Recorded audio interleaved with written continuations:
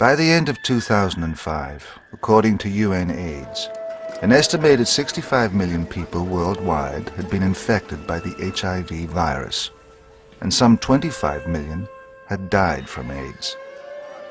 In Africa, 25 million people are HIV positive. In sub-Saharan Africa, life expectancy has dropped from the mid-60s to the mid-40s.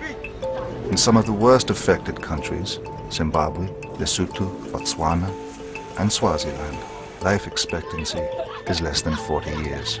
It's hard for people to understand in a developed country the scope of the epidemic in a resource-poor country, especially sub-Saharan Africa. 24 of 25 countries around the world that have the highest prevalence are basically in sub-Saharan Africa. In the United States, there are a total of about 40,000 new infections in 1 year. In Africa, there are about 7,000 each day. I believe, and I think a lot of people will agree with me, that we are sitting on a time bomb here. I remember very clearly because AIDS was a very grave concern. I mean, I saw in 1 year, in one particular family, a whole generation be wiped out. Nothing approximates what's being done by HIV and AIDS, not even the Black Death of the 14th century. We've got an apocalypse on our hands now, and it has to be addressed.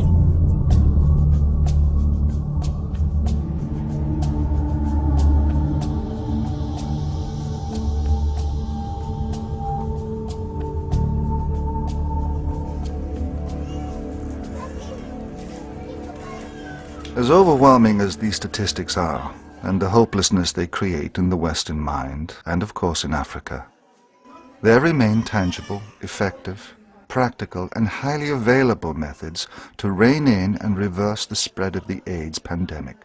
Chuma is a young girl. She is 15 years old, but if you look at her, she doesn't look 15 at all. She looks about 8, 9.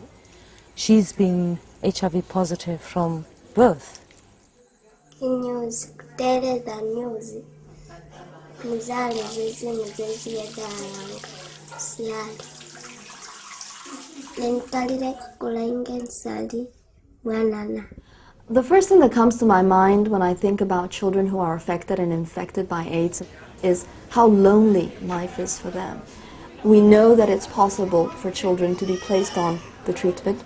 We know that the treatment works. It's a matter of pulling together our efforts and resources to scale up the programs that provide treatment for these children.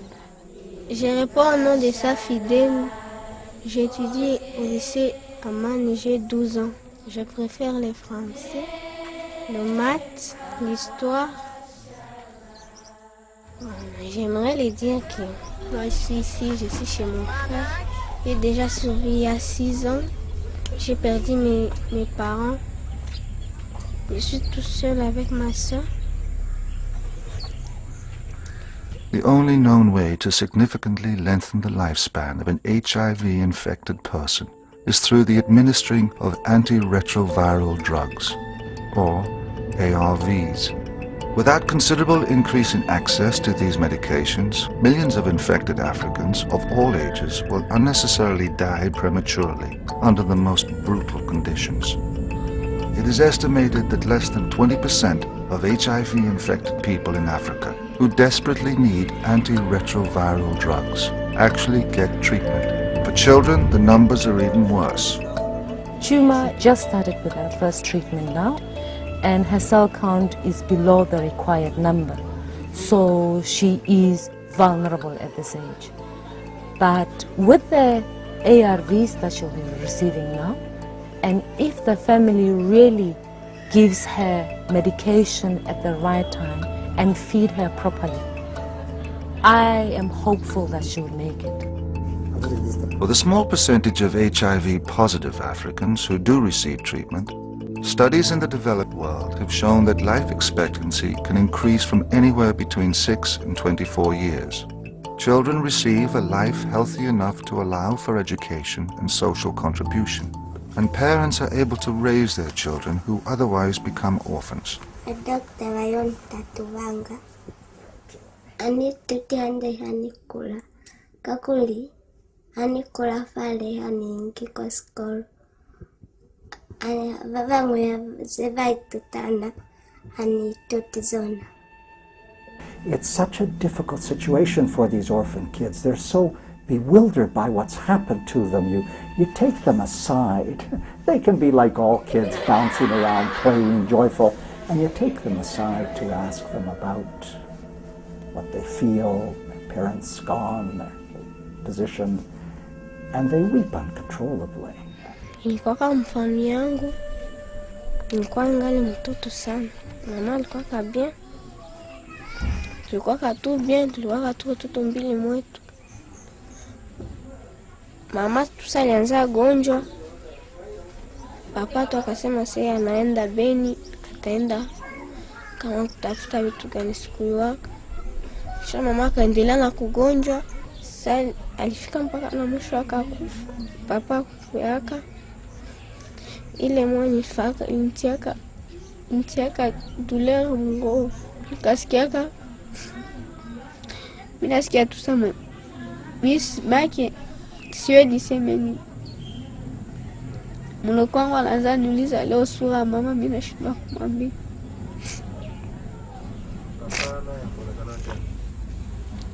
Shafa 6 ans Simoyo hatuitaki, hatuandikiaki hata letra.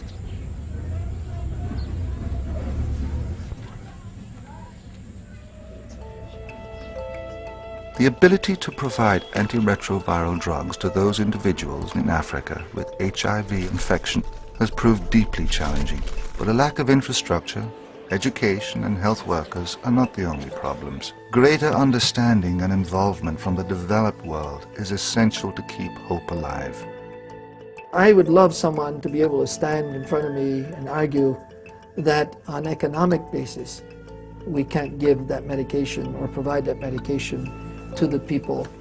The pharmaceuticals are the ones who can make generic drugs, specific formulas for children, compact formulas for children, available at much reduced prices. When you have an epidemic like this, when we know that you can develop drugs, you can develop ARVs, you can develop pediatric formulations where they can be low cost enough for the world to afford, I think there's an obligation there. Without the pharmaceuticals' continued commitment at a much higher level, I don't think we can win the battle against AIDS.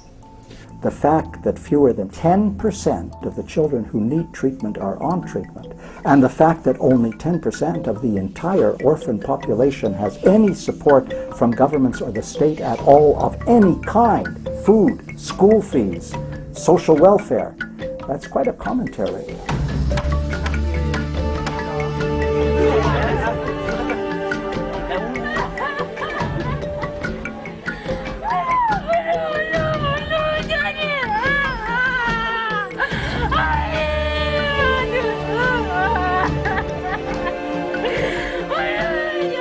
We got these vast numbers of grandmothers traumatized by burying their own children, and then these vast numbers of orphans traumatized by watching their parents die, and trauma addresses trauma.